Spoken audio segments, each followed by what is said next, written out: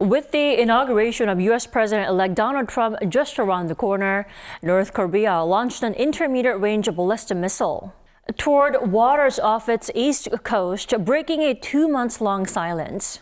For more on this, we have our foreign affairs correspondent, Eunji, here in the studio with us. Welcome, Eunji. Thanks for having me. So, Eunji, let's start with the details on the launch. When, where, and what type of missile? Sure, so it was on Monday that North Korea launched a ballistic missile toward the East Sea. South Korea's military announced that the missile was fired from the Pyongyang area and that it flew a little more than 1,000 kilometers. A military official explained that the missile is thought to be similar to the North's intermediate-range ballistic missiles carrying a hypersonic warhead that were launched in January and April last year. Hypersonic missiles are harder to track and shoot down than conventional ballistic missiles, as they can travel at more than 5 times the speed of sound and because they can maneuver in mid-flight. Also, theoretically, IrBM missiles are thought to be capable of reaching U.S. military bases in Guam, which is around 3,400 kilometers away from Pyongyang, if launched at its maximum range.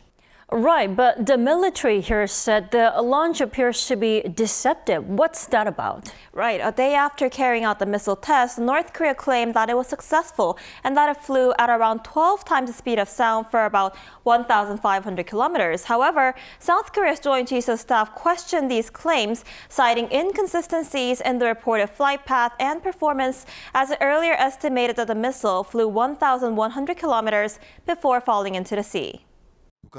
We believe North Korea's claims about the missile's flight distance and second apex altitude are likely exaggerated. The North state media said its leader Kim Jong-un and his daughter Kim Ju-ae observed Monday's launch remotely, framing it as evidence of the regime's growing weapons capabilities. Kim said the goal is to position a weapon system that no one can counter as the core of the regime's strategic deterrence. He also said Monday's launch clearly showed the rivals what North Korea is doing and that they're ready to use any means to defend their interests. It's important to talk about the timing of the launch, isn't it? Right, the latest missile launch marks the North's first missile launch of the year. What's important is that it was carried out 2 weeks before President-elect Donald Trump's inauguration and during U.S. Secretary of State Antony Blinken's trip to Seoul for talks with some of South Korea's key officials. So the move is seen as an apparent effort to boast of its military capabilities and threaten the United States. The last time Pyongyang launched missiles was in November, just before the presidential election in the U.S.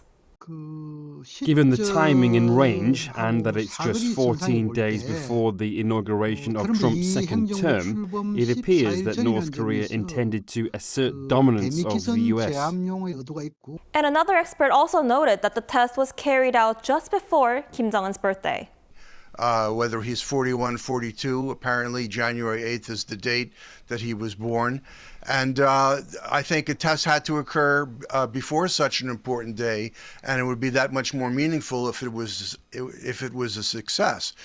And I'm sure countries around the world also made their own reactions. Let's talk about that.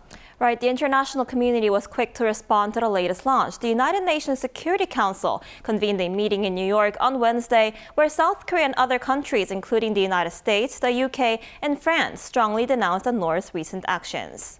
This launch, as well as each of the over 100 ballistic missile launches it has carried out since the beginning of 2022, is a flagrant violation of the UN Security Council's resolutions. So at the meeting, the United States also warned that the North is becoming better prepared for war as it fights against Ukraine alongside Russian forces. That does sound very concerning. Eunji, thank you for the wrap-up today. We appreciate it. Thank you.